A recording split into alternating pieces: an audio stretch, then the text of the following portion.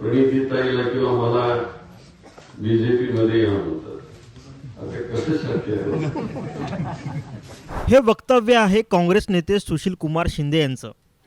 मला आणि प्रणिती शिंदे यांना भाजपने ऑफर दिली होती असा गौप्यस्फोट सुशील कुमार शिंदे यांनी केलाय. प्रणितीताईला किंवा मला बीजेपी मध्ये या म्हणतात. आता कसं शक्य आहे? मंगळवारी रात्री अक्कलकोट तालुक्यातील चपळ गावात एक कार्यक्रम पार पडला. या कार्यक्रमात सुशील कुमार शिंदे यांनी भाजपच्या ऑफरबाबत मोठं विधान केलंय. प्रणितीताईला किंवा मला बीजेपी मध्ये या म्हणतात. आता कसं शक्य आहे? ज्या आईच्या कुशीवर आम्ही वाढलो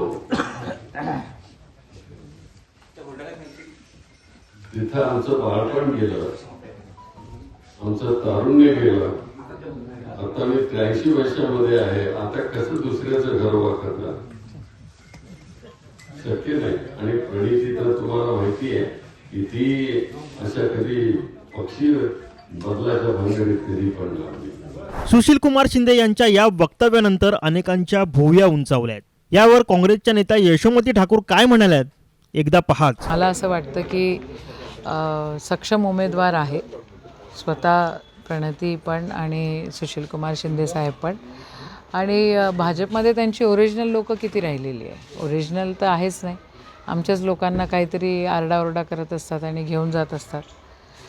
पण सुशील कुमार साहेब आणि प्रणतीताई शिंदे पण मला नाही वाटत काँग्रेससोबतच राहतील आणि कुठे जाणार नाही असं काही मला काही वाटत नाही. तर काही डाऊट घ्यायचा काही विषय नाही आहे. सुशील कुमार शिंदे आणि प्रणिती शिंदे भाजपसोबत जाणार नाहीत असं यशोमती ठाकूर म्हणाल्यात. पण शिंदेंच्या वक्तव्यावर भाजप नेते नितेश राणे यांनीही सडकून टीका केली. सुशील कुमार शिंदेजींना कदाचित मुलगी परत 2024ला निवडून येणार नाही अशी शाश्वती बसली असेल, कारण का काँग्रेसचं दुकानच बंद झालेलं आहे.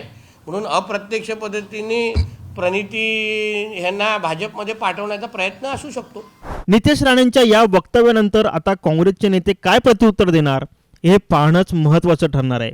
ब्युरो रिपोर्ट, साम टीव्ही न्यूज, सोलापूर. देश विदेशातील प्रत्येक घडामोडींचे लाईव्ह अपडेट मिळवण्यासाठी आता साम टीव्हीच्या सर्व सोशल मीडिया प्लॅटफॉर्मला लाईक, फॉलो आणि सबस्क्राईब करा. तसंच सर्व नोटिफिकेशनसाठी बेल आयकॉन प्रेस करायला विसरू नका.